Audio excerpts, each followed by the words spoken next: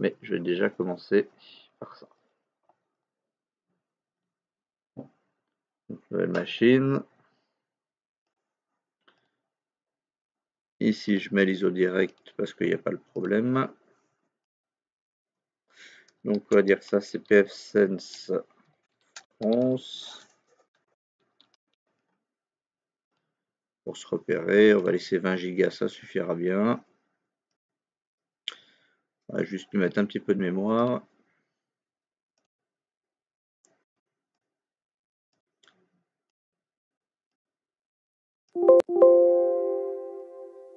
Et je vais aller du coup vérifier déjà pour commencer les réseaux.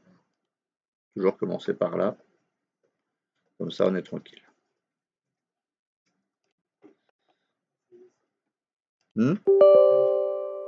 Ah. T'as rechangé un réglage ou ça finit par venir tout seul?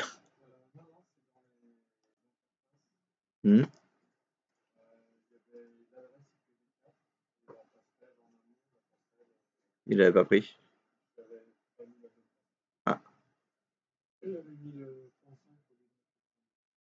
d'accord. Donc peut-être que c'est ça aussi qui a pu arriver pour Maël du coup. C'est peut-être l'Upstream Gateway du coup qui a une erreur. Parce qu'effectivement, si t'as pas la bonne Upstream Gateway la même des deux côtés, bah il y en a un qui aura la bonne adresse et pas forcément l'autre. Oui, parce que c'est vers le haut. Moi, j'avoue que j'utilise quasiment tout le temps en anglais, j'avoue que du coup j'ai tendance à les dire en anglais. Bon, après, normalement, upstream c'est vers le haut, donc amont c'est vers le haut aussi. Aval c'est plus bas. Donc ici, j'ai dit que je voulais deux Hostelny. Donc je vais en prendre un, j'avais dit c'était le 25.0. Et le 25.0, si je ne me trompe pas, était en 27. 200, c'est ça. Donc ça c'est bien pour le réseau 25. Hein. Oui. Ensuite, le NAT, j'avais dit 10 ou pas? J'avais dit si, c'est ça. 10 255. Donc là, je change ça.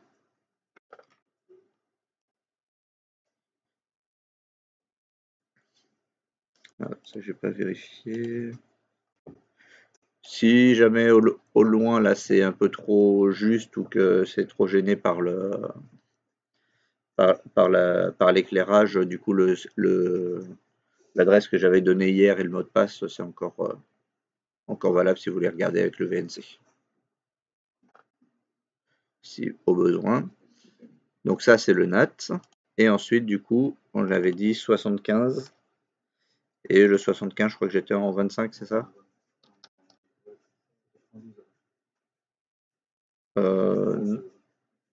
Donc là, tu es en 26, du coup. Donc là, c'était. Normalement, c'est 25, hein, si je me trompe pas. J'ai une assez bonne mémoire, donc c'est 128 en réalité. Parce que tu prends qu'un seul bit. Hmm. Donc voilà, là j'ai changé mes réseaux. Donc le 8, c'est le 25. Hop, je vais me le noter, ça m'évitera de faire des allers-retours. 8 égale 75. Le 1 égale 25. Et le 2 égale mat 10. Voilà, comme ça, et je me suis noté mes cartes qui correspondent à quoi.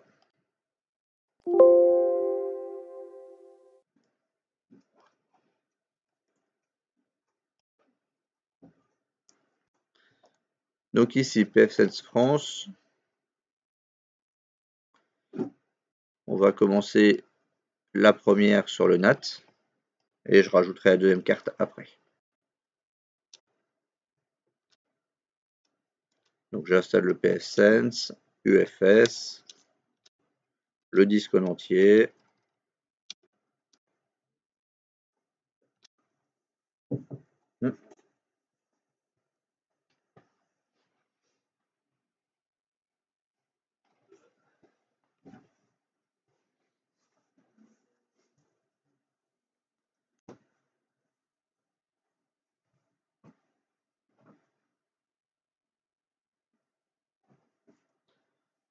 Je laisse installer.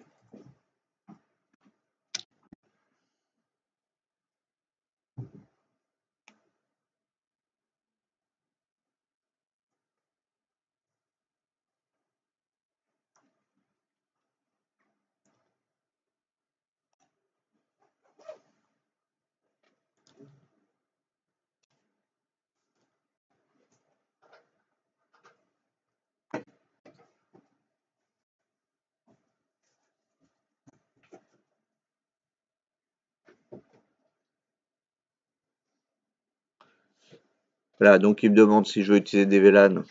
Ici, on va pas en utiliser. On en utilisera quand on sera sur le serveur, à la limite, pour montrer qu'on peut bien l'utiliser aussi avec des VLAN.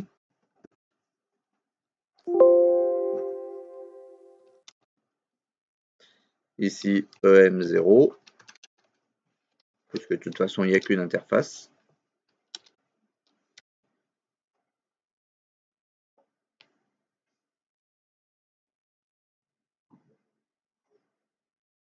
Vous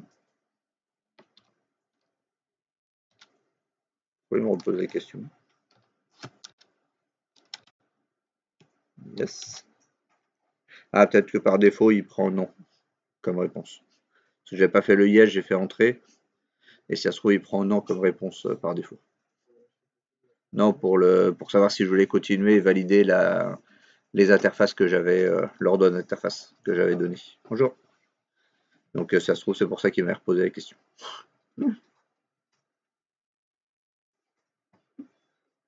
Ça me fait penser à Zelda 3. Quand il t'expliquer l'histoire, ce que vous avez compris, et par défaut, c'était sur non. Donc si t'allais trop vite.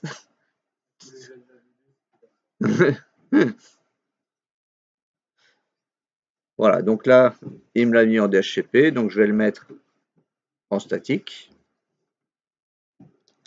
Donc avec la touche 2. On ne veut plus de DHCP.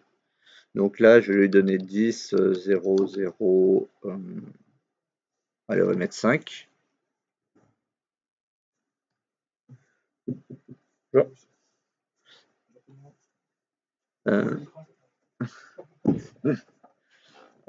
Donc, là, effectivement, comme je vous avais montré, si je valide directement ici, après, il va me demander le CDR.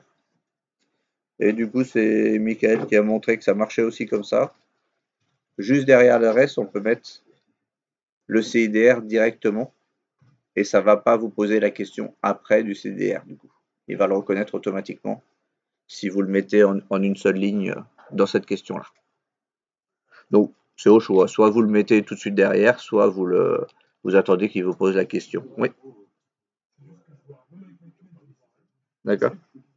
Oui, tu peux mettre le même truc qu'hier, du coup, si ça t'arrange.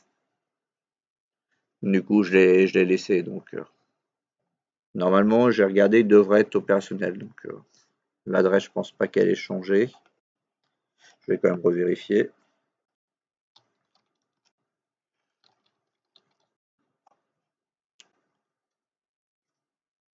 « 162, ouais, je crois que ça n'a pas changé normalement. Donc, vous pouvez mettre le CDR directement derrière l'adresse IP. Ça va fonctionner aussi. Donc, ici, c'est l'Upstream Gateway. Donc, c'est la passerelle qui va nous permettre d'aller sur Internet.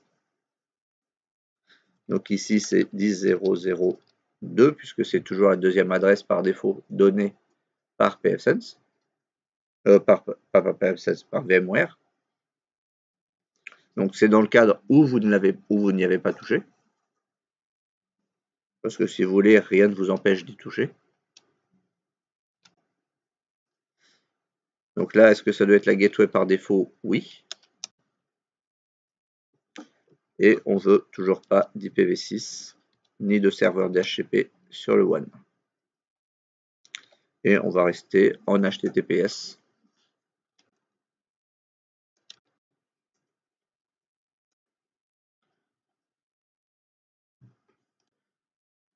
Donc voilà, là je l'ai configuré.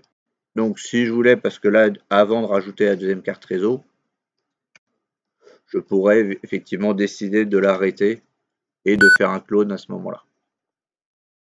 Je le fais pas après avoir rajouté la deuxième carte, parce que de toute façon, comme je dois rechanger le réseau, ça vaut pas forcément le coup de le cloner après avoir rajouté la carte.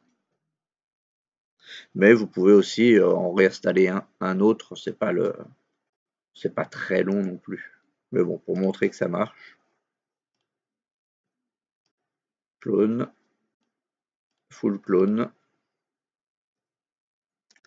et fsense USA.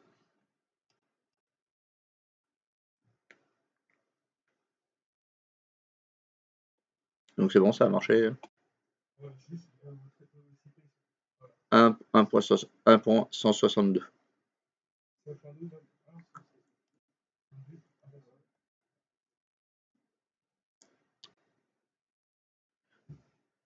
Donc maintenant sur la France et sur les USA, je vais rajouter une carte réseau.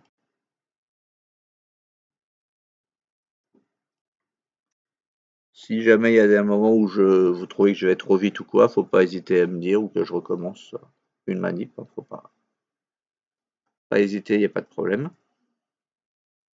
Donc là, la deuxième, j'ai dit, là c'est sur France. La France, j'ai dit que c'était le 20, je vais déterminer que c'est le 25, donc c'est le VMnet 1.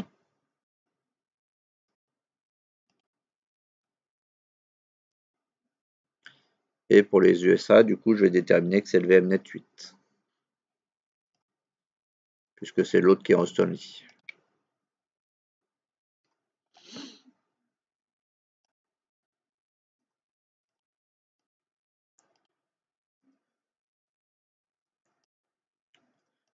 Comme ça, je vais pouvoir finir de les configurer. Cette base-là, je préfère la faire dans directement ici, c'est aussi rapide. En réalité, tant qu'on n'a pas activé le One, on pourrait le faire à partir de la première adresse qu'on a donnée en 10. Mais bon, comme de toute façon, une fois que vous allez avoir fini la configuration côté 10, il va se couper. Il n'y a pas forcément un gros intérêt de faire ça.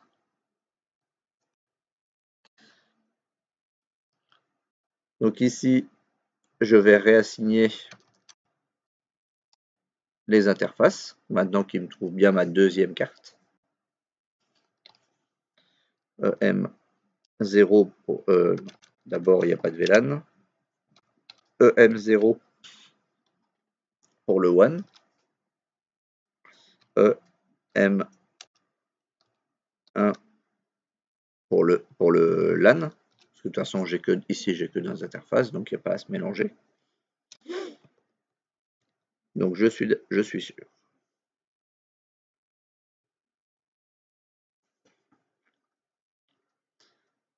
Ensuite, je vais lui donner son adresse sur la deuxième carte. Toujours pas de DHCP. L'épée du LAN, donc on a dit 192.168. J'ai dit la France le 25. Et on va lui donner 5. Slash du coup le 25, on avait dit qu'on était en slash 27.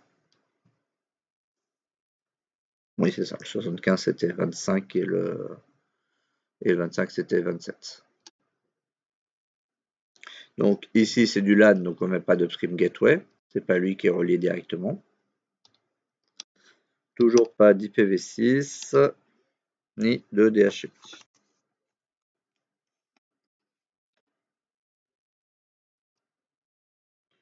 Et on reste en HTTPS. Voilà. Là, la France, c'est configuré pour cette partie-là, pour les interfaces et tout. Des questions ou pas jusque là.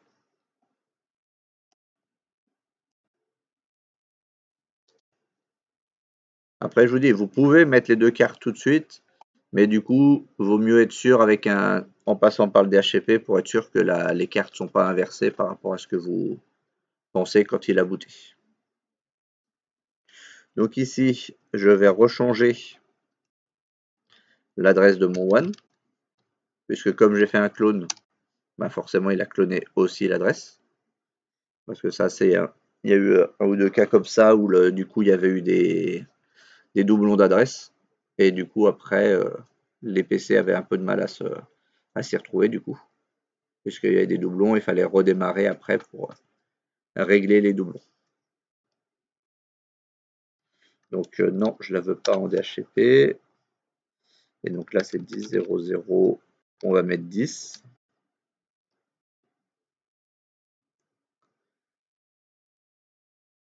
Donc, on remet l'upstream gateway. Celle-là, elle n'a pas changé.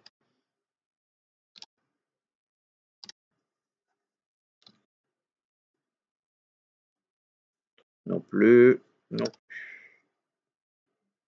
Voilà. Et ensuite, du coup, on va assigner la deuxième carte.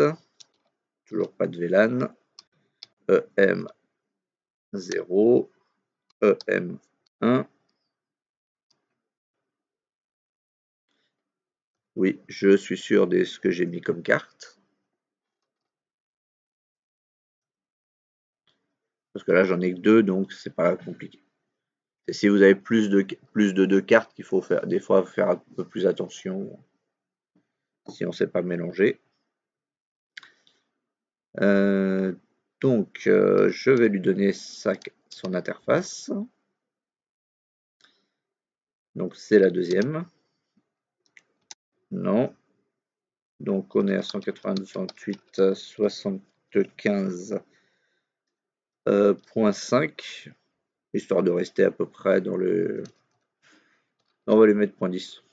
Parce que comme le One est en .10, je décide de mettre en .10 aussi sur celle-ci. Bon. Après, bon, c'est juste parce que j'aime bien garder les mêmes chiffres final sur le même appareil, mais il n'y a pas de règle précise. Même si vous êtes, par contre, je vous demanderai juste, autant que possible, même si vous êtes à host only, d'éviter la première et la deuxième adresse quand même du réseau. Normalement, elles sont utilisables parce qu'il n'y a pas de liaison. Enfin, quoi si la première a quand même une liaison. Donc la deuxième n'a pas de passerelle, donc elle pourrait être utilisée. Mais si par la suite vous transformez votre réseau host-only en NAT, bah, du coup la passerelle va rentrer en compte et risque de rentrer en conflit du coup avec votre adresse.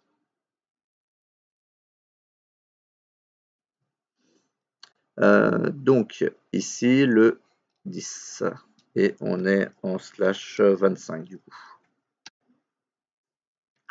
Pas d'upstream, pas d'IPv6, pas de DHCP.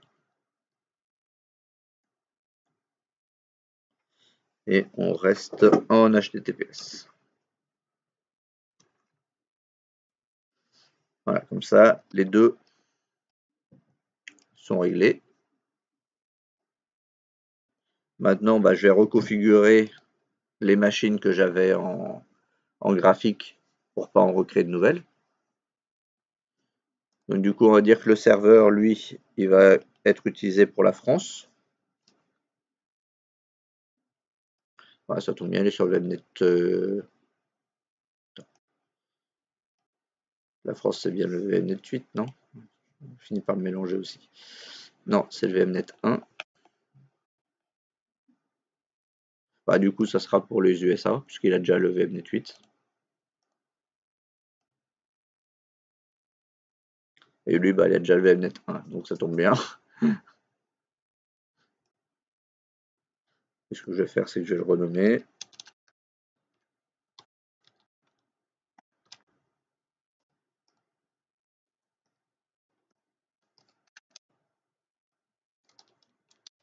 Voilà, comme ça me permettra de m'y retrouver, d'être sûr de ne pas me mélanger en les renommant. Donc bon là, après, on peut commencer soit par l'un, soit par l'autre. Il n'y a pas de différence.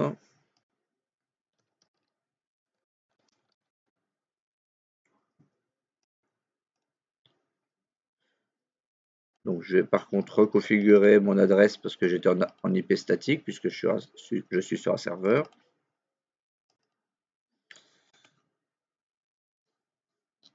Donc lui il est sur le 8, donc 75. Je vais prendre 20. Donc le 75 était en 25.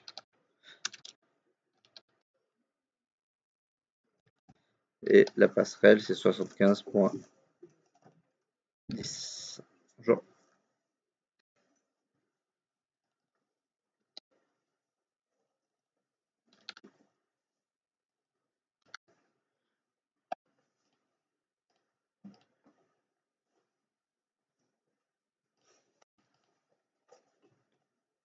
Hein. Donc j'ai dit 192.168.75.10 que j'ai donné pour PFSense.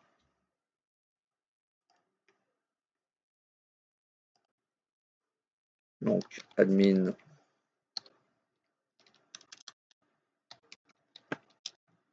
PFSense.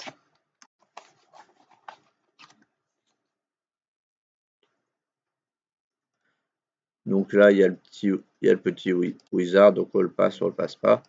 Ici du coup c'est le hostname si on veut vraiment aller jusqu'au bout pour renommer en PFSense USA.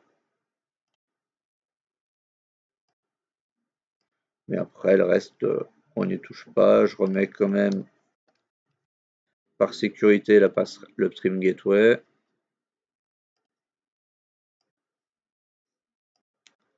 Et après le reste on n'y touche pas. Même si vous si vous le skippez, c'est pas grave non plus.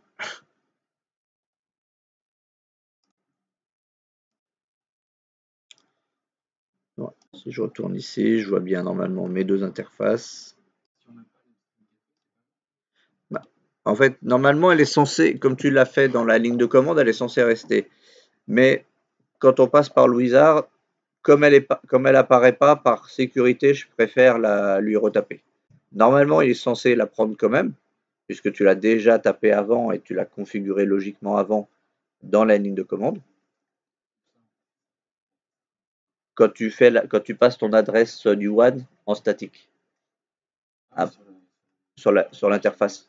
Oui, c'est pour ça que je dis en ligne de commande. Et donc là, à ce moment-là, il te demande l'upstream gateway, donc tu la mets, et normalement, il est censé l'avoir mémorisé. Mais je ne sais pas pourquoi, quand on repasse dans le wizard, il ne l'affiche pas. Donc par sécurité, je préfère la remettre plutôt qu'il risque de la supprimer et que ça puisse nous poser des problèmes par la suite. Mais peut-être qu'il la prend, mais par sécurité, je préfère quand je passe par le wizard la remettre. Donc si jamais vous avez par une autre pas mis l'upstream gateway ou vous l'avez mal tapé, ça peut arriver. Une fois que vous êtes dans l'interface graphique, vous allez dans interface, WAN, et si vous redescendez ici, vous trouvez IPv4 upstream gateway. Et donc du coup, si jamais vous l'avez mal tapé, bah, vous faites ajouter une nouvelle gateway et vous mettez la. Ça c'est le nom, c'est pour lui. Parce que du coup, comme tu peux créer en réalité plusieurs gateways, si tu as besoin d'aller à plusieurs endroits où tu as plusieurs WAD et tout, ou même dans le LAN, tu peux créer d'autres gateways pour aller vers d'autres réseaux et tout. Donc du coup, c'est pour ça qu'il lui faut un nom en fait d'identification. C'est juste pour lui, pour se repérer entre les différentes gateways qu'il ait des noms et tout, pour les assigner. Donc voilà, si jamais vous l'avez oublié, vous pouvez la rectifier ici.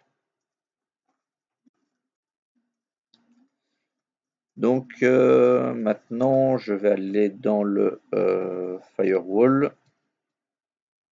Quoique normalement là, j'ai pas besoin d'aller dans le firewall, puisque comme on va mettre une liaison VPN entre les deux, Bah, du coup, c'est la section IPsec du pare-feu qui va prendre les règles. Parce que du coup, là, si je mets des règles dans le NAT et dans le LAN, elles vont pas être prises en compte pour la liaison, quand on passe par la liaison VPN. Elles seront prises en compte que hors VPN. Donc c'est pour ça que là, j'ai pas besoin d'aller tout de suite dans dans les règles du pare-feu. Du coup, bah, je vais aller, puisque c'était la base de l'exercice, aller justement pour le VPN. Donc je vais aller dans l'IPsec, puisque c'est celui qu'on configure. Et là, je vais ajouter déjà ma P1. Pour pas aller trop vite, que vous compreniez, je vais ajouter déjà le tunnel entre les deux pour commencer. Donc là, je suis sur les USA, donc tunnel vers France.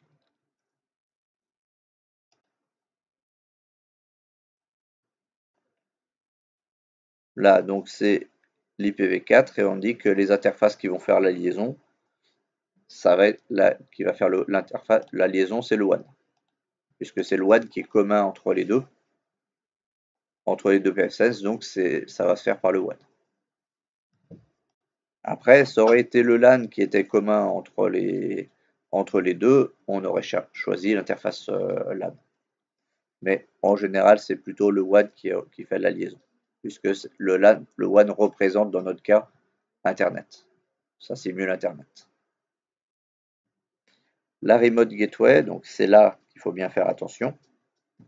C'est pas la gateway qui vous permet d'aller sur Internet, c'est la passerelle qui est de l'autre PFSense. C'est le PFSense que vous voulez relier. Donc ici, si je suis relié par le 10.0.0.10, il faut que j'entre l'IP du PFSense de l'autre côté. Ou si vous avez renommé le PFSense directement, son hostname, si vous l'avez renommé, vous pourriez indiquer PFSense-France, par exemple, si vous l'aviez appelé comme ça. Là, effectivement, je l'ai pas fait encore, donc du coup, je vais mettre juste l'adresse. Mais si vous avez renommé les PFSense, qu'ils n'avaient pas le même nom chacun, vous pouvez utiliser leur nom d'hostname pour les identifier. Puisque comme ils sont sur le même réseau, ils devraient arriver à s'identifier automatiquement sans avoir besoin de passer par un DNS. Mais là, on va le faire déjà avec l'adresse IP. Ça sera d'autant plus visible pour les croisements et pour repérer où potentiellement vous auriez pu faire des erreurs et d'avoir croisé des informations. Donc, la méthode d'authentification, c'est la pre-shared key.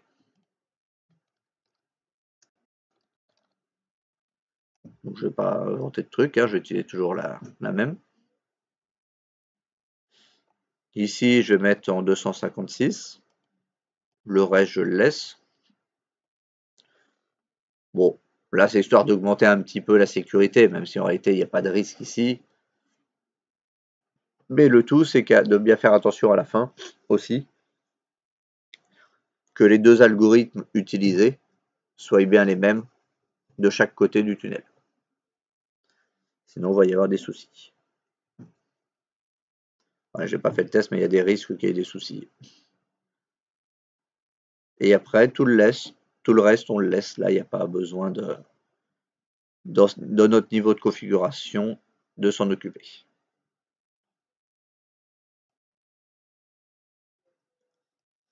Et on applique les changements. Voilà. Là, j'ai réglé du coup un premier bout de mon tunnel en mettant la destination, l'autre PFSense où on veut aller. C'est ça qu'il faut bien arriver à se mettre en tête. Maintenant, du coup, je vais aller configurer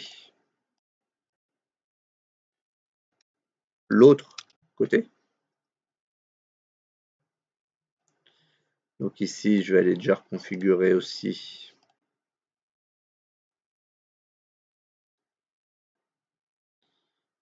son IP puisque je m'étais mis en manuel. Donc lui, ça va être 25. .20 et lui, on était donc en 27, donc à 224 de masques de réseau. Et la passerelle, ça sera la 25.5. 10.0.0.2 et il n'y a pas de route supplémentaire.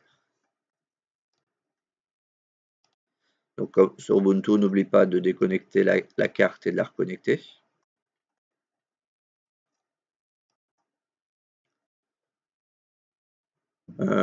Et ensuite, du coup, je vais aller dans le pfSense.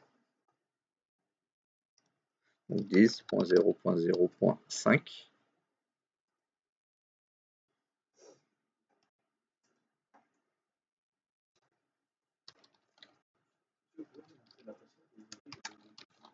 Oui, la passerelle, en fait, c'est ton pfSense. C'est le pfSense qui est côté LAN. Et donc là, pour les USA ou pour la France, en fonction. Par exemple, attends, je vais te le montrer. Hop, ça sera plus simple. Donc,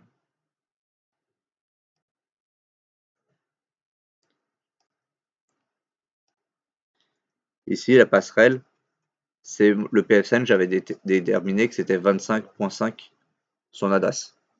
Et donc là, ton Ubuntu, pour les réglages et tout, il va avoir besoin de passer par le pfSense pour récupérer les infos et passer par le bon tunnel. Donc c'est du coup à chaque fois, de toute façon, le host only, en général, la passerelle que tu vas mettre, ça sera toujours ton pfSense parce que VMware ne génère pas de passerelle pour les host only. C'est à toi de créer la passerelle.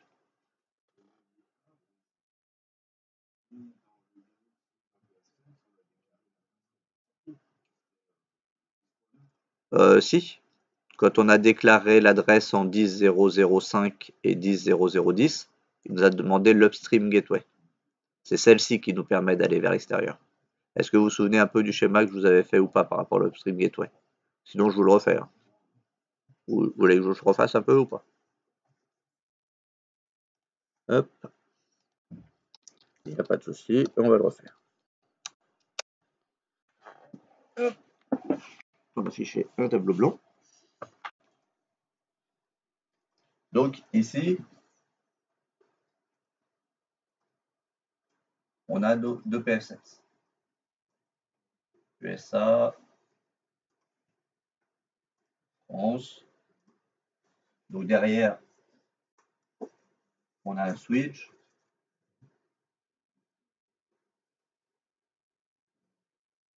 Sur lequel il y a des PC. Pareil de l'autre côté.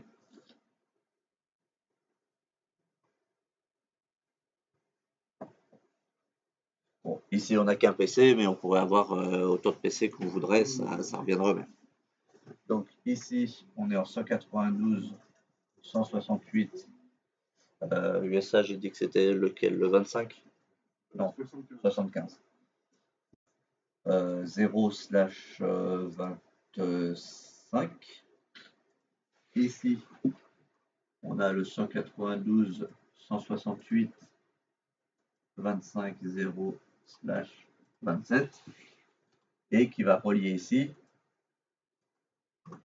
on a le 10.0.0/8. Donc comme ça, on a nos trois réseaux. Et on a dit que en réalité, pour aller sur le web, ce n'est ni ce pfSense-là, ni ce pfSense-là qui sont reliés directement à Internet.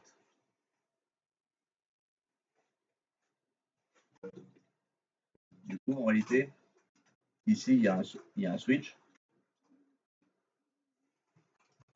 sur lequel se retrouvent les trois pfSense.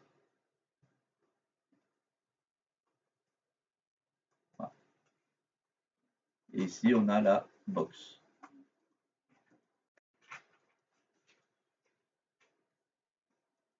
Donc en fait, c'est pour ça qu'ici, on va indiquer aux deux pfSense que la porte de sortie pour eux, pour aller vers Internet, ça sera l'adresse de la box. Bon, en passant du coup par le switch. C'est juste qu'effectivement, là, il faut bien prendre en compte que c'est directement VMware qui va faire le switch. Ce n'est pas représenté par un switch physique comme on aurait ici. Mais en réalité, ici, si on prenait l'exemple réel, ici, on aurait par exemple sur le premier switch la box qui serait branchée dessus. On aurait nos deux PSense qui seraient également branchés sur le switch. Et sur un deuxième switch, on aurait les PC de la France et les PC des USA, physiquement. Donc c'est pour ça qu'on aurait deux, ou enfin trois, voire on pourrait faire deux switches uniquement si on décidait d'utiliser les VLAN dans ce cas. Mais là, étant donné qu'on n'utilise pas de VLAN, il nous faudrait physiquement trois switches pour réaliser l'exercice. Mais dans tous les cas, même si on était en physique, comme les PSN qu'on utilise ne sont pas reliés directement à la box, on est obligé de lui indiquer l'upstream gateway. Il serait relié directement à Internet et tout, identifié et tout, on pourrait éventuellement ne pas le mettre. Mais en général, on est dans ces cas-là où le PFSense, ou alors le PFSense, lui, est entre les deux réseaux, entre la box et votre réseau principal. Donc c'est pour ça qu'à 90%, 95% même, on indique bien l'upstream gateway pour éviter les problèmes après de sortie. Et pourquoi du coup, en général, on l'indique pas quand c'est le LAN, pardon. C'est parce que le LAN en général, lui, il n'est pas relié quelque part. Il n'a pas de point qui emmène aussi vers Internet.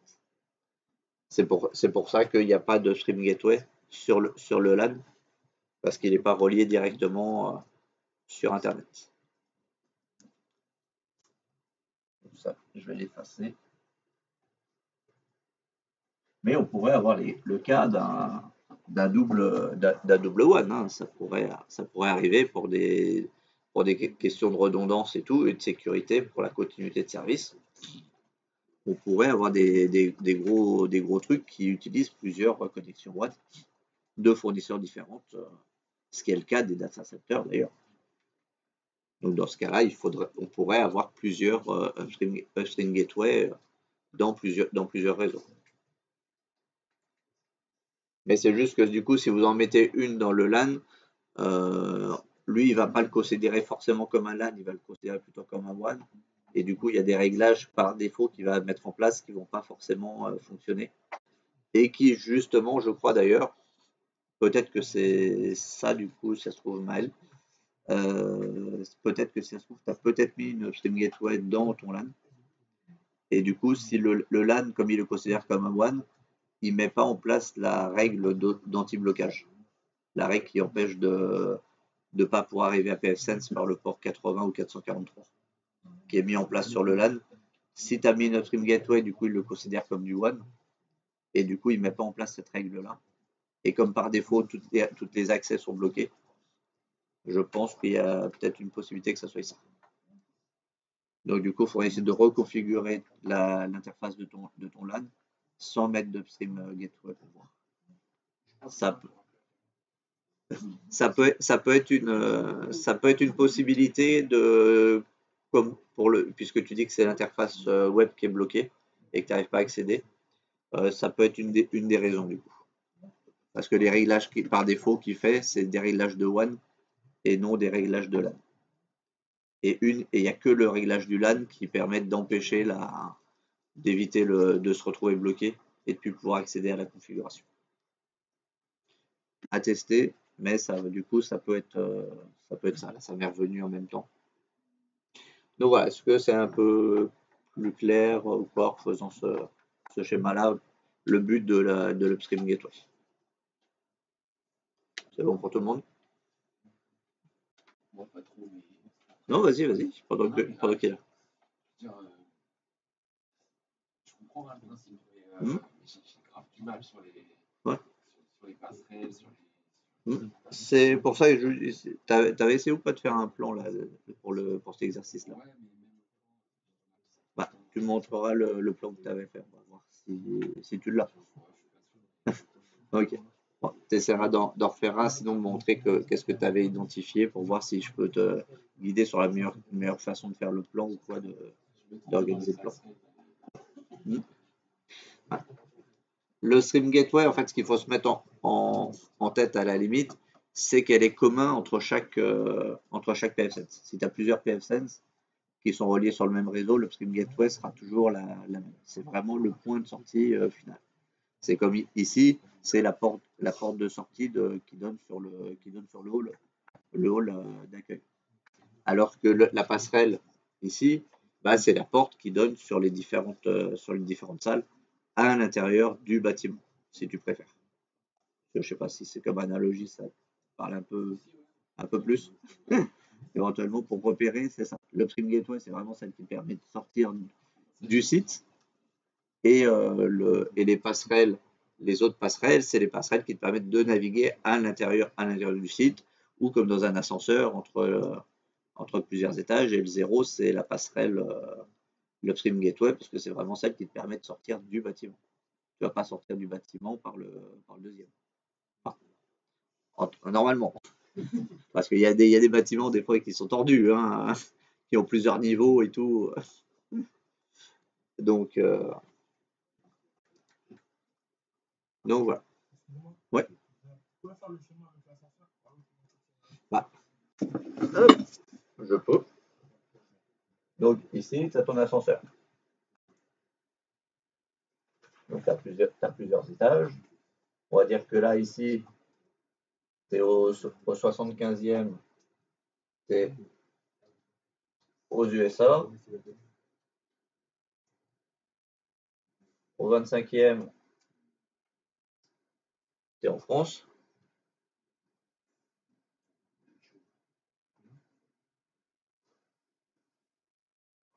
Et ici, le 0,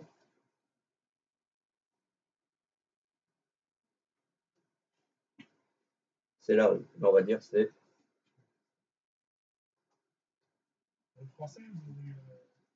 le web. Hein?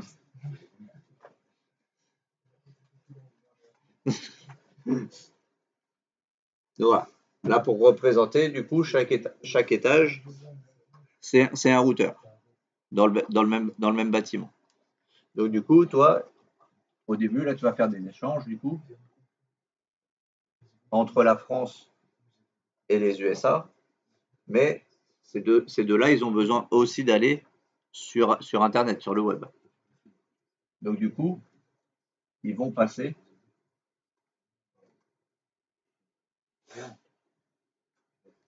les deux vont passer par le rez-de-chaussée pour pouvoir sortir et aller voir ailleurs. Bah après c'était Switch. Là après il y a plusieurs étages. Donc j'ai pas mis juste 3 étages, c'est tout. Après tu pourrais rajouter d'autres PSN, d'autres pays ou quoi. Mais à la fin, l'Upstream Gateway que tu indiqueras entre tous les PSN qui sont reliés au rez-de-chaussée, du coup, qui est le 10. En fait non, ici c'est pas le 0 que. Enfin si c'est rez-de-chaussée, mais en fait ça correspond au réseau 10.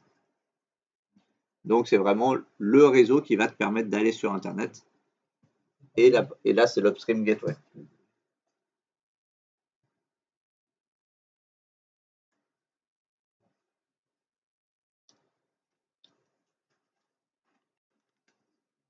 Parce qu'à la fin, si vous voulez, il n'y a qu'un seul point de sortie, donc il n'y a qu'un seul étage, qui est le rez-de-chaussée, enfin du coup le réseau 10, qui permet de sortir. C'est pour ça que l'Upstream Gateway, normalement, s'il n'y a qu'un seul point de sortie final, et en général dans les sites classiques, il n'y a toujours qu'un seul point de sortie final. Chez vous, c'est votre box. Ici, c'est pareil, c'est la box du centre. Du coup, il n'y a qu'un seul point final, et donc entre tous les PSNs, on met l'Upstream Gateway.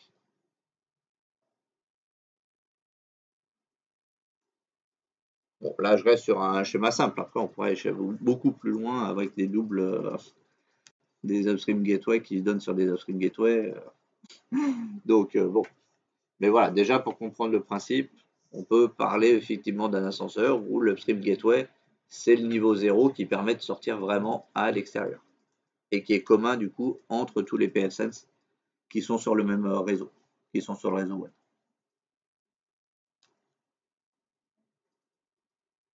C'est bon du coup là pour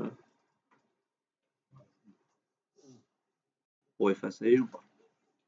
Sinon prends le fini de noter.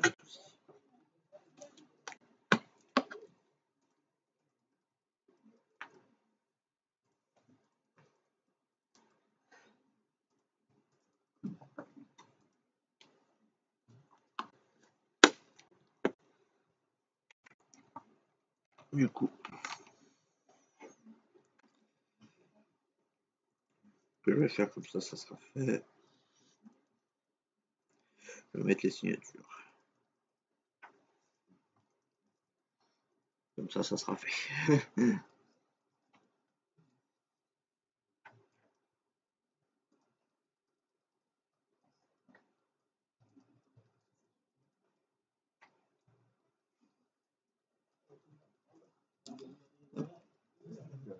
J'ai mis les signatures, c'est bon.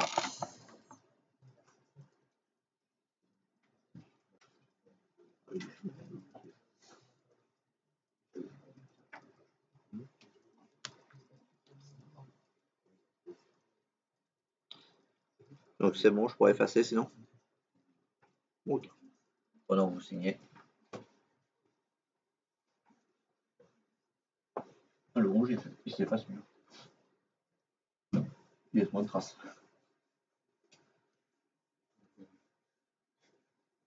Hop.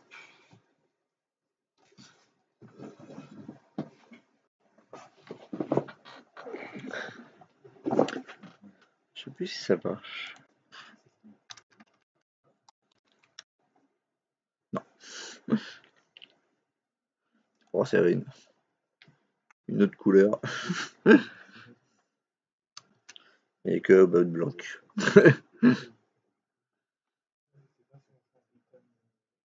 Non, parce que là je suis déjà en thème sombre. Donc, et About Black.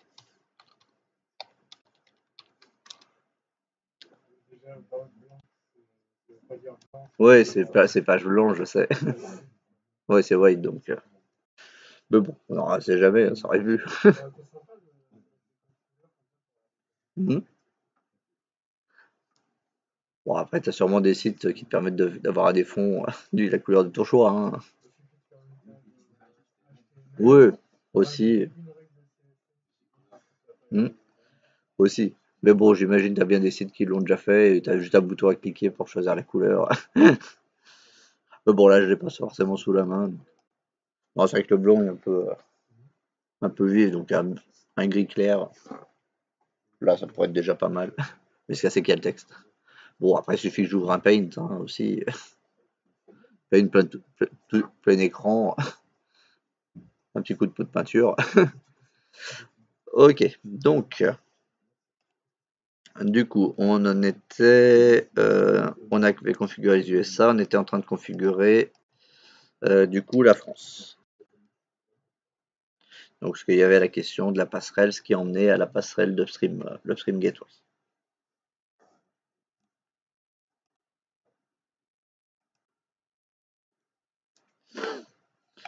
À la limite, peut-être pas forcément la seconde, mais je referai peut-être un exercice où il y aura un PSN, sur le mettra peut-être en bridge. Comme ça vous parlera peut-être un petit peu mieux l'Upstream Gateway. Parce que bridge, on sera déjà sur le réseau du bâtiment. Et donc, du coup, l'Upstream Gateway, en fait, ça sera directement la box. Donc, peut-être que ça va un peu mieux vous parler en disant l'adresse classique d'une box que l'adresse de la passerelle de VMware. Bon, on va voir ça. Mais je pense dans le plateau que j'ai en tête qui se fera en groupe, j'ai une petite idée avec ça.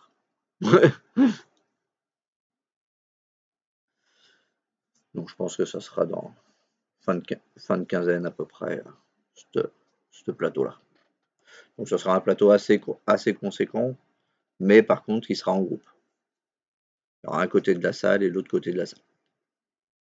Donc comme ça permet d'échanger, de trouver des idées, et autres, ça fait pas de mal aussi de faire des choses, de changer un peu les configs.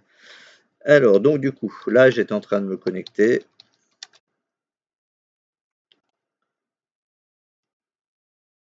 À mon pfSense, là, je vais le zapper. Ici, je vais faire pfSense France.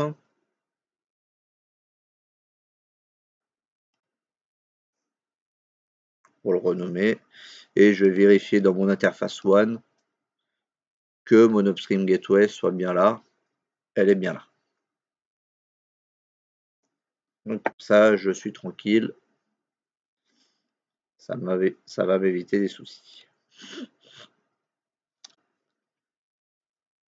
Donc du coup, maintenant, on va dans le VPN, puisqu'on avait configuré le P1 côté USA. Maintenant, on va le configurer côté France, puisque un tunnel a une entrée et une sortie. Donc tunnel vers USA. Le WAN, c'est toujours pareil. Et ici, par contre, maintenant, on indique bien l'adresse publique qui va nous permettre de rejoindre le pfSense des USA. Donc lui, on avait dit que c'était 10.0.0.10 que je lui avais attribué. Ici, on n'oublie pas de bien remettre le même mot de passe qu'auparavant. Sinon, bah, du coup, ça va faire comme si le mot de passe n'était pas bon. Il va vérifier le mot de passe, il va dire non, il est bizarre, c'est d'un côté ou de l'autre, ça va pas. Et de remettre bien les mêmes algorithmes de chaque côté. Et après, bah, tout le reste, on n'y touche pas.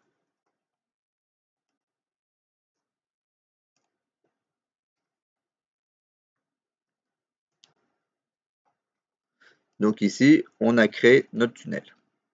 Donc Remote Gateway, on vérifie bien qu'on a bien mis la gateway opposée. Donc là, 10.0.0.10, je vais aller vérifier 10.0.0.10. Donc c'est bon. Maintenant, avant de passer à la phase 2, on va déjà vérifier que notre tunnel est bien opérationnel, qu'on ne s'est pas trompé nulle part, qu'on n'a pas oublié de rechanger les protocoles. Dans ce cas-là, on va dans Statut, IPsec, et là, on va faire Connect P1. Connecter vraiment les deux côtés du tunnel et voir déjà ce qui se passe. Et là, on voit que c'est bien établi. Donc là, je vais déconnecter. Là, si vous revenez déjà, même sans faire la connexion, si vous revenez sur le statut IPsec, vous voyez, normalement, vous pouvez vérifier votre ID local, qu'on est en 10.0.0.5, et que le remote, là où vous voulez aller, c'est bien celui où vous n'êtes pas. En gros, ça, c'est votre routeur, et l'autre, le remote, ça doit être l'autre routeur. Donc, il faut vérifier que vous n'avez pas inversé, justement, les deux informations. Donc, normalement, si ici, vous n'avez pas inversé les deux informations, il n'y a pas de raison que la connexion ne se fasse pas.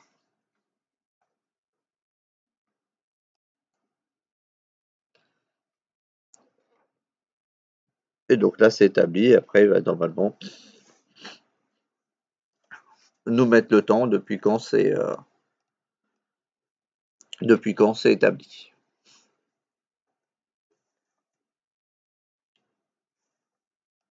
Donc là, votre tunnel premier, vraiment le tunnel en lui-même, il est fait, l'infrastructure générale du tunnel.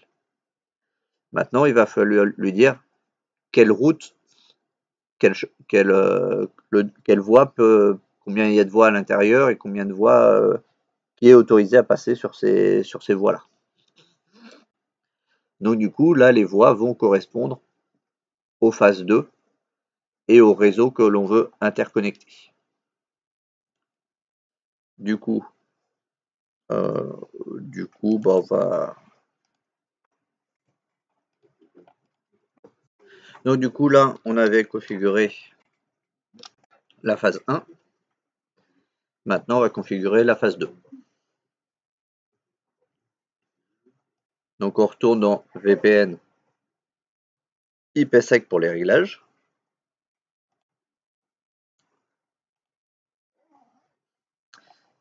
Et donc on va aller sur Show phase 2 Entries pour voir les entrées de la phase 2.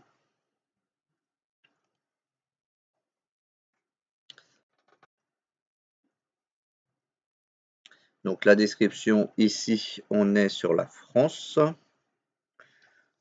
Donc route vers USA. C'est un tunnel IPv4. Donc ça, on n'y touche pas. Localement, on va dire que c'est les éléments du LAN qu'on va transmettre.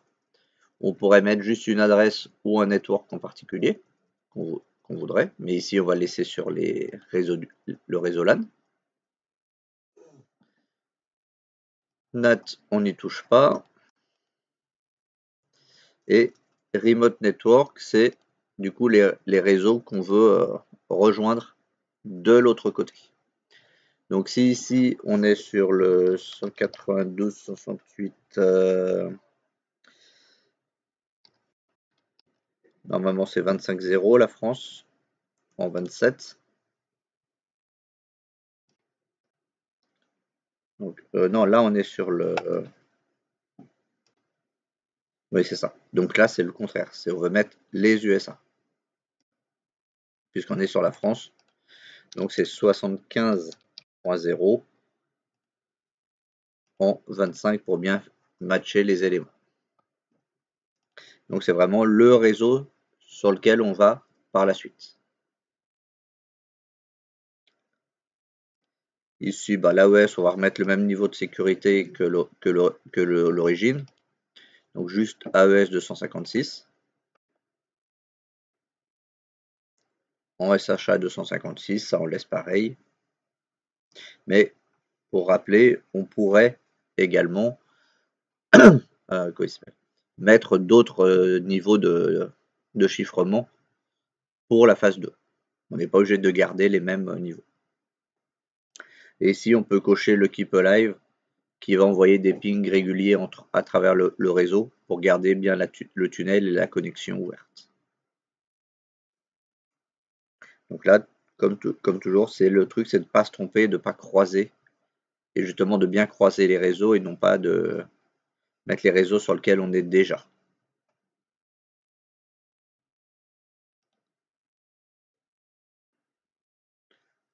Donc là, je l'ai fait d'un côté. Maintenant, il faut le faire aussi, bien sûr, de l'autre, parce que du coup, il y a deux côtés du tunnel, donc la route a deux côtés également.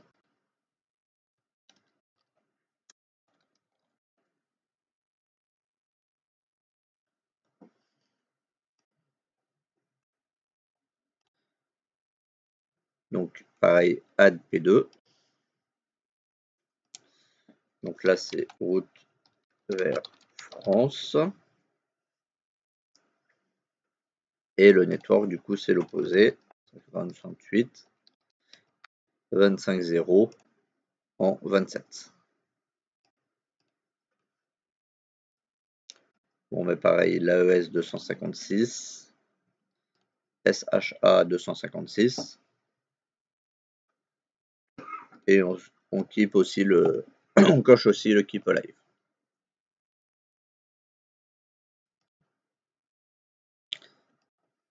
Et on applique. Donc on peut revérifier ici.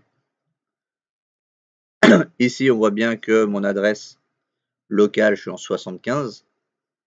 Donc, le remote subnet doit bien être à 25, c'est-à-dire au réseau opposé. Si, admettons que par exemple dans le côté France, on avait un autre réseau, en plus que le réseau 25, on aurait rajouté un add P2 pour rajouter une file supplémentaire de voitures et de trafic. Donc maintenant, on va vérifier si on est bon.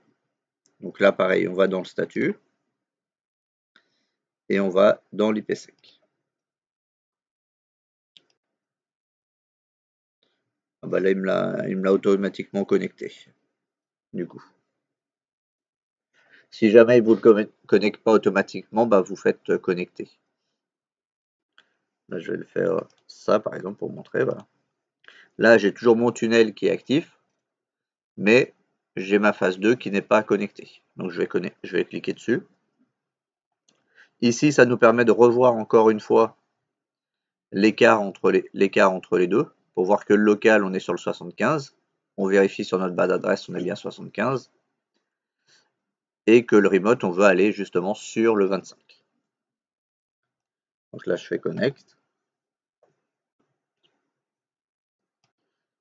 Et normalement, ça doit vous donner ça avec installé, si la connexion s'est bien effectuée. Si ça reste sur le bouton vert, après qu'il ait tourné, ça veut dire qu'il y a une erreur quelque part, qu'il n'a pas réussi du coup à établir le lien entre les deux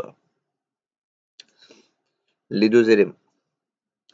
Maintenant, du coup, pour tester, il faudrait qu'on envoie au moins un ping pour vérifier que les choses fonctionnent bien. Du coup, bah, je vais essayer. Là, je suis sur le 75.10. Et je vais essayer de faire un ping vers le 192.68. 25. C'est 20, je crois que je l'avais donné.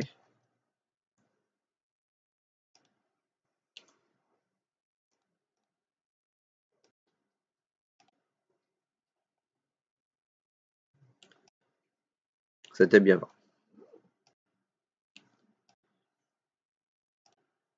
Et on voit que ça ne passe pas. Délai d'attente dépassé. De la demande dépassée. Donc déjà, il y a un truc intéressant, c'est qu'il ne nous dit pas qu'il est sur un autre réseau. Donc déjà, en général, si vous avez en réponse délai dépassé, ça veut dire qu'il y a quelque chose qui bloque le pic. En général, ou que ça met trop de temps à répondre. Là, du coup, si ça met ça, ça veut dire qu'il y a un problème de configuration. Quand il dit que le réseau, il dit que l'autre est sur un autre réseau, c'est ça? Ah, ça c'était sur l'Ubuntu, c'est ça? J'avais eu le problème, je crois que j'avais dû redémarrer ou vérifier ou que tu vérifies ta passerelle. Il y avait un truc comme ça, mais je crois que j'avais dû redémarrer à la fin l'Ubuntu. Il y avait un truc qui lui avait pas plu. Hein? Ah, c'est pour ça du coup. Il n'a pas de passerelle, donc il n'arrive pas à trouver son chemin.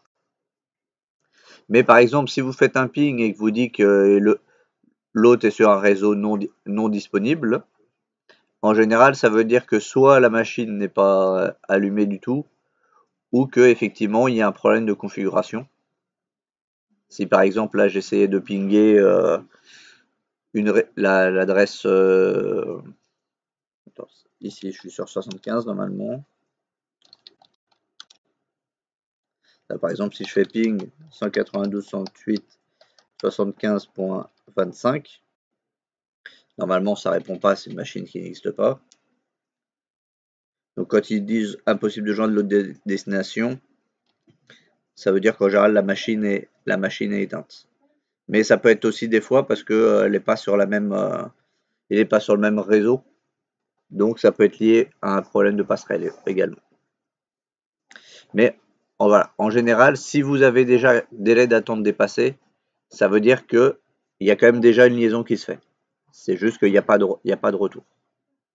Donc à votre avis, qu'est-ce qui peut poser le problème avec le retour du ping, qui pourrait nous empêcher d'avoir la réponse? Il n'y a pas de si, on l'a fait. Là, c'est connecté. Sinon, il me mettrait. C'est ça. C'est le pare-feu. Parce que si on n'avait pas fait le tunnel dans l'autre sens, il me dirait que l'autre n'est pas accessible. Ça répond par un autre message. C'est d'ailleurs pour ça que l'ICMP n'a pas de port en lui-même, parce qu'il a plusieurs réponses en fonction de qu'est-ce que la machine répond derrière. Donc du coup, effectivement, c'est le pare-feu. Parce que si on va dans pare-feu règles, rules, si on va dans l'IPsec, puisqu'on passe par l'IPsec, puisqu'on est connecté avec le tunnel l'IPsec, on voit qu'il n'y a pas de règles, et par défaut, toutes les règles qui rentrent sont rejetées. Donc du coup, comme il y a le retour, ça bloque dans tout.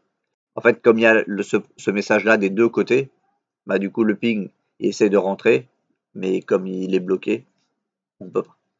Donc on va déjà débloquer le ping.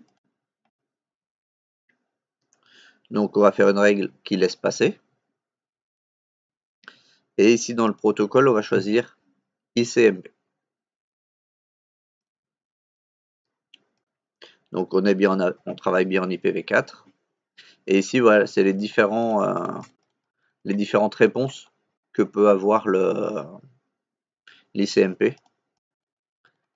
Et là, on va laisser passer tous les types de réponses ICMP.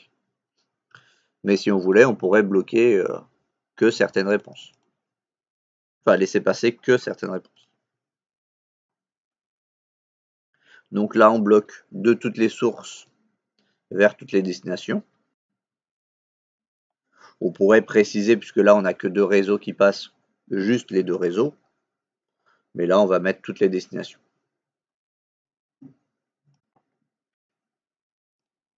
Donc là, je le fais côté USA et je vais le faire côté France également.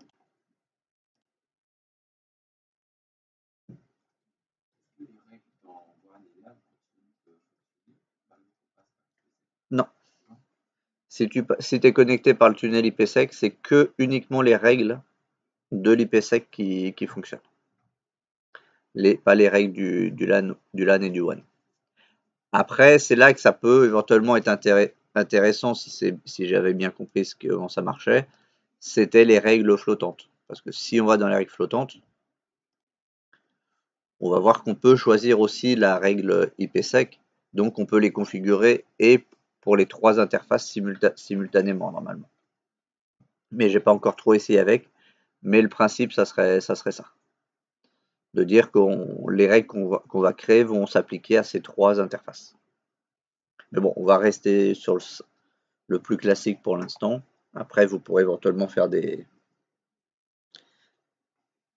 essais, mais on va rester sur le classique avec juste par interface déjà. Règles. Donc, l'IPsec, et effectivement, les règles déterminées par le LAN et le WAN ne s'appliquent pas du coup, puisque là, on passe à travers le tunnel entre ces deux réseaux-là. Par contre, les règles qui viennent directement vers le 10, elle, c'est le WAN qui va s'appliquer. Parce que le 10, lui, il fait juste le tunnel entre les deux. Mais si par exemple ça vient d'un réseau extérieur vers le 10, à travers les règles à travers le 10, là, les règles vont s'appliquer du WAN et du LAN classique. Ça dépend si ça passe ou pas par le tunnel. Donc des fois, il peut y avoir besoin de configurer les deux également, le WAN et l'IPsec. Donc là, je vais laisser passer le ping aussi.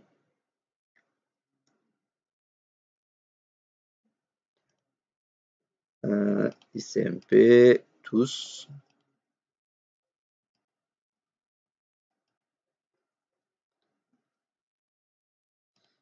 Et donc là, si je reprends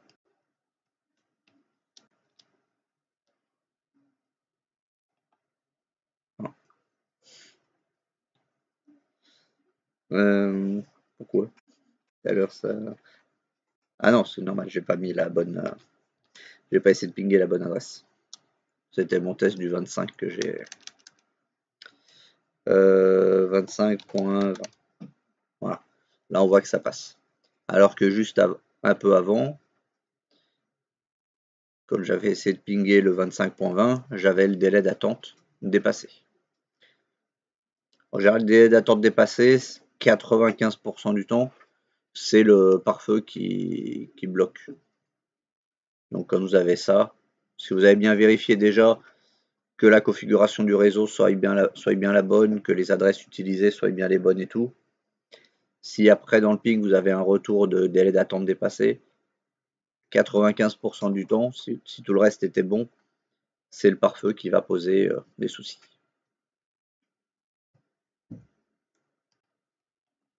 Donc là on voit qu'on a bien l'ICMP qui passe.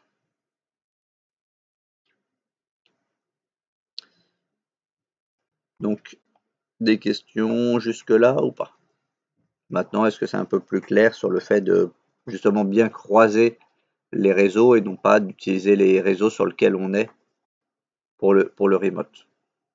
Ça, c'est une erreur qui est assez régulière au début avec le VPN, donc il n'y a pas de souci si vous l'avez fait. Voilà, c'est de bien comprendre du coup maintenant le sens dans lequel ça s'articule.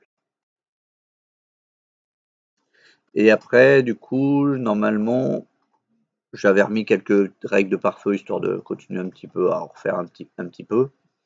Je crois que je demandais de bloquer le SSH dans un sens, mais enfin, vers un réseau, mais pas vers les autres, si je me souviens bien. Je bloquais du 75 vers le 25, c'est ça? Alors, donc, ici, on est sur le 75. Donc ici, c'est sur le 75 qu'on va bloquer. Donc, je vais ajouter. Ici, la règle, on veut bloquer ou rejeter. Peu importe ce que vous mettez, bloquer ou rejeter, dans les deux, ça bloque.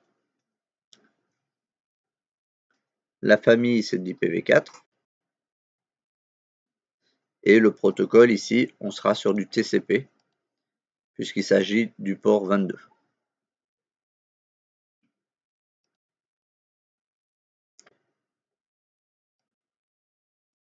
Donc,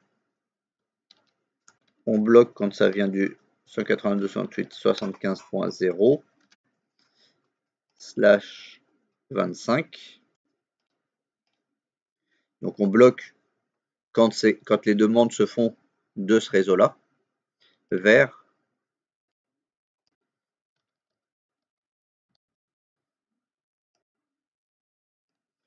le réseau 25.0/27. C'est ça, hein, normalement, que j'ai demandé. C'est bien ça. Et après, il ne faut pas oublier du coup de préciser le port que l'on veut bloquer. Donc soit on retrouve SSH dans la liste, soit si on ne veut pas s'embêter parce qu'on connaît déjà le port et tout, on peut mettre directement 22 dans le custom. Ça va fonctionner aussi. En réalité, lui, si on revient sur la règle après, ici, vous aura mis celui qu'il a trouvé dans sa liste. Mais si vous ne le trouvez pas dans la liste ou vous n'avez pas envie de vous embêter à descendre toute la liste, si vous connaissez le port, vous pouvez le mettre directement ici. Et après, vous activez ou pas le log de cette règle. Ça, c'est pas obligatoire.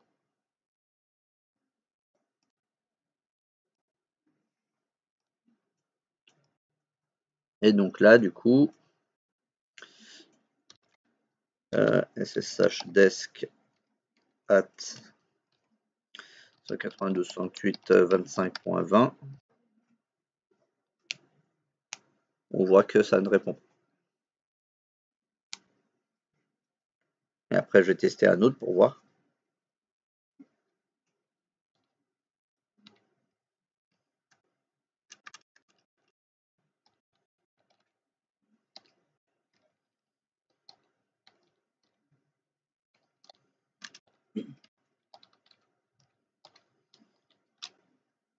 Et là, on voit qu'il y a bien accès.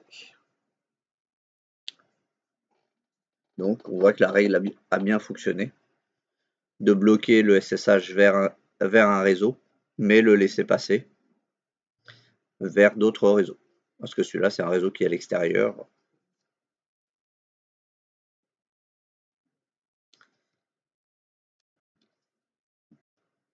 CTRL-C. Voilà. Donc ça, c'était la règle de blocage d'un réseau vers un autre.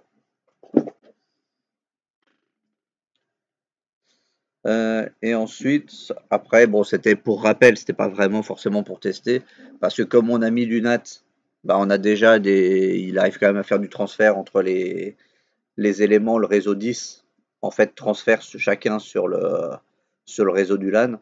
Donc en réalité, on a déjà Internet. Mais là, c'était juste pour un petit rappel que vous ayez essayé de retrouver, de vous mettre en tête les 3 ports principaux à laisser passer pour le net. Donc du coup, quels seraient ces ports? Combien tu me dis? 500, non, ça c'est pour le, comment il s'appelle, l'IPsec. Donc ça, du coup, il le fait passer automatiquement puisqu'il était connecté en IPsec. Mais donc, t'as pas besoin de ce port-là spécifiquement pour aller sur Internet. Il y a déjà besoin de ces deux-là, le 80 et le 443, parce que c'est effectivement les deux ports principaux sur lesquels fonctionne l'HTTP. Donc là, on va faire deux règles pour laisser passer TCP/UDP. Donc du 80, donc HTTP.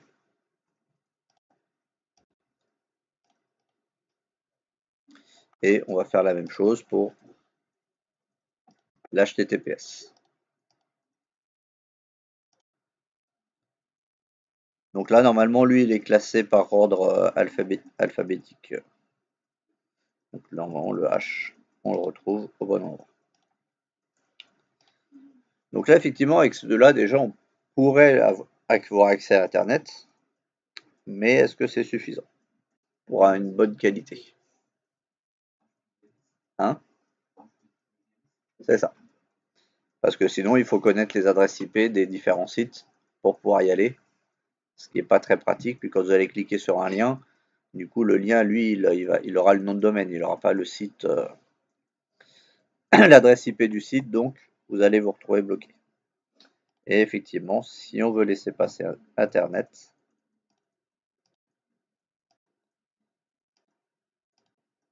TCP, UDP, même s'il est majoritairement en TCP, il peut être en UDP, il peut être aussi en DCP. Le DNS, il est majoritairement en UDP, mais il peut être aussi en TCP. Donc c'est pour ça qu'on laisse quand même passer les deux types de protocoles, TCP et UDP.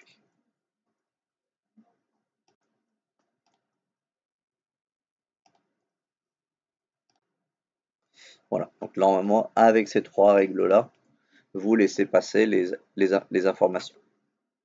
Donc là, effectivement, vous ne pouvez pas exactement le tester parce que comme on était avec un réseau NAT qui laissait passer, qui envoyait déjà via le LAN en connexion non IPsec, c'est pour ça que vous aviez de toute façon Internet, vous ne pouviez pas forcément tester les règles. Mais c'était un petit rappel de retrouver ces trois ports-là minimum. Et après, bah, du coup, il faudrait le faire aussi, bien sûr, de l'autre côté. Et bah, par exemple aussi, ce qui peut être intéressant de laisser passer ça, c'est que sinon, là, si on essaye de... Effectivement, il y a Internet qui arrive via le NAT, mais admettons que, par exemple, vous avez sur le 192.168 25.20, j'ai installé GLPI, et que vous avez besoin d'accéder à GLPI à partir du 192.168.75.0, enfin 75.20 on va dire. Bah, du coup, comme il va passer par l'IPsec, si vous ne laissez pas passer le port 80 443, vous n'aurez pas accès à GLPI, puisqu'il ne va pas passer par le NAT, il ne va pas passer par le réseau 10 avant de revenir à l'autre réseau. Ils vont passer en direct. Donc ça fait qu'en réalité, on laisse passer les requêtes HTTP et HTTPS par défaut qui vous donnent Internet via le réseau 10 sur chacun des deux réseaux. Mais entre les deux réseaux, comme ils sont reliés par le tunnel, les protocoles ne vont pas passer entre eux. C'est pour ça que, par exemple, on avait dû activer l'ICMP entre les deux protocoles. Donc, de toute façon, même si ce n'est pas pour Internet, vous pouvez de toute façon avoir besoin d'activer ces trois ports-là dans le cadre d'un VPN. Est-ce que je suis assez clair ou pas là-dessus? Pas sûr. Pas trop de réactions, donc je suis pas trop sûr d'avoir été assez clair. Je vais essayer de griffonner ça, ça sera peut-être un peu plus bas. Hop.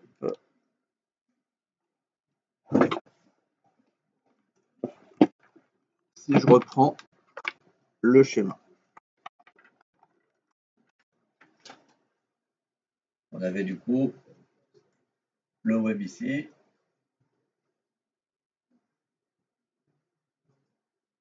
On a notre box.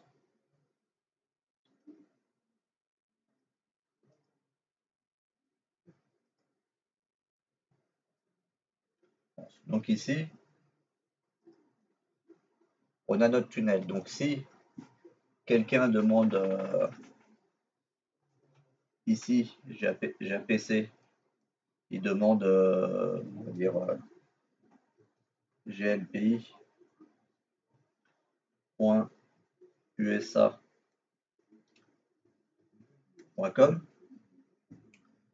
Du coup, comme on est en VPN, il va passer par là. On est d'accord. Mais par contre, au début, on avait laissé passer que le ping sur cette connexion-là. Donc du coup, lui, la requête, il va demander du coup une requête DNS et une requête HTTP.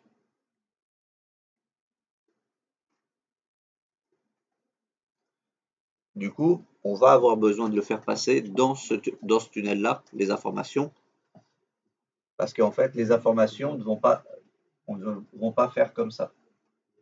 Ici, on est relié.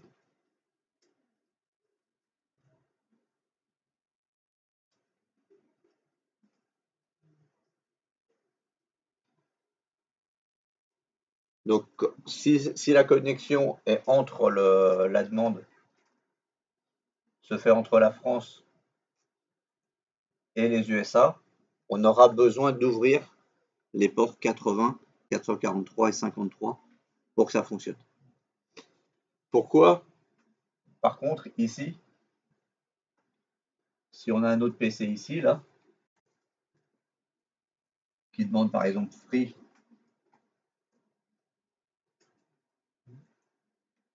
et Orange, donc ils vont aller ici.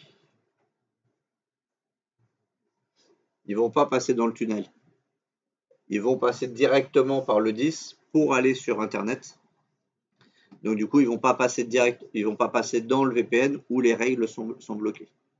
Par défaut, les règles qui viennent du LAN sur chacun des PSN sont accessibles. C'est pour ça que vous avez Internet, même sans débloquer le web. Donc c'est pour ça que de toute façon, si vous faites la connexion VPN, dans tous les cas, il vous faudra quand même, sur la connexion des VPN, débloquer le 80, 443 et 53. Est-ce que du coup, je suis un petit peu plus clair dans pourquoi il fallait pourquoi il aurait fallu de toute façon ouvrir ces trois ports-là sur le VPN lui-même. C'est juste que là, du coup, comme on a le NAT, lui, il fait la transmission automatiquement avec le web. Donc c'est pour ça que vous ne pouviez pas exactement tester non plus parce que vous aviez le chemin qui apparaissait. Pour le tester, éventuellement, il aurait fallu couper justement l'upstream gateway, donc on n'avait plus accès à Internet. Donc ça compliquait d'autant la tâche, comme je n'avais pas demandé d'installer par exemple un GLPI sur USA. j'aurais pu effectivement pour faire un test. Est-ce que c'est... Du coup, en gros, ce qu'il faut retenir, c'est que si vous faites le VPN, comme c'est les règles d'IPsec qui prennent le pas et que par défaut IPsec tout est fermé, s'il y a des transmissions en HTTP ou dans les différents protocoles, il faut bien les ouvrir de chaque côté. Donc en réalité, de l'autre côté, j'aurais dû aussi ouvrir par contre le SSH vers l'autre réseau, puisque du coup il est bloqué aussi par défaut.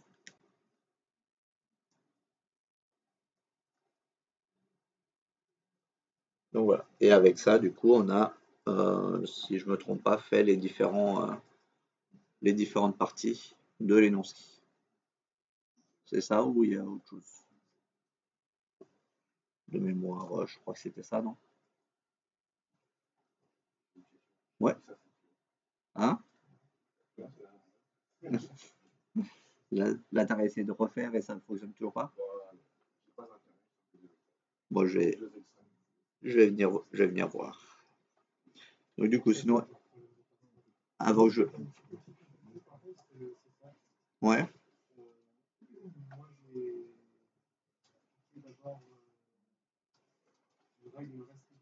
Mmh. Oui, parce que du coup, comme de l'autre côté, il fallait aussi l'ouvrir. Après, quand vous faites des essais de pare-feu, à la limite, si par exemple je demande de bloquer un réseau ou un PC en particulier et que vous avez un doute, mettez une règle pour laisser passer tout de chaque côté. Vous vérifiez que ça passe. Après, éventuellement, cette règle-là, vous la transformez en bloquer tout. Comme ça, vous voyez que dans les deux côtés, ça bloque. Et après, vous essayez d'adapter, voire de mettre une adresse en particulier ou de mettre un réseau en particulier si vous en avez plusieurs. Donc des fois, n'hésitez pas, quand vous avez des doutes, à procéder par étapes.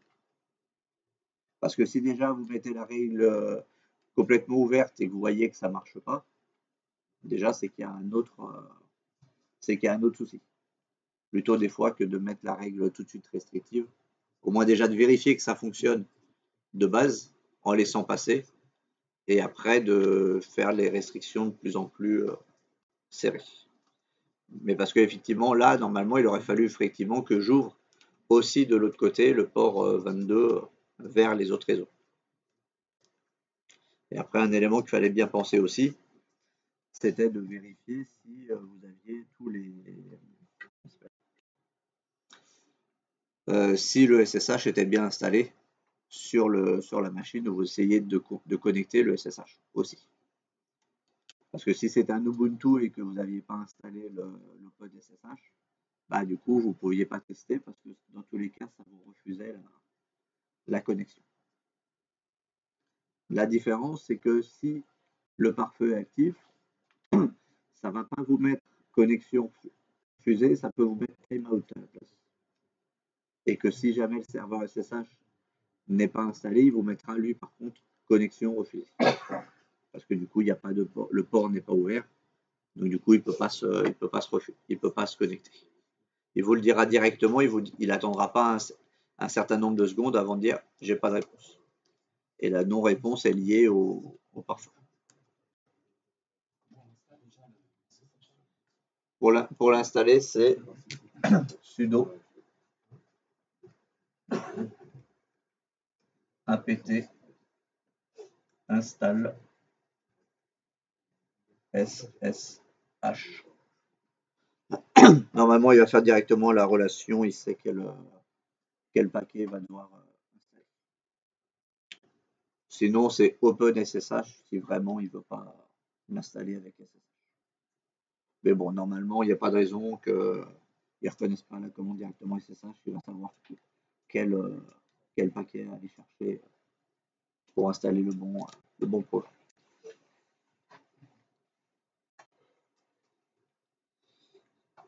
Donc, est-ce qu'il y a d'autres questions là déjà? Après, je vais venir voir. À l'instant T. Hein?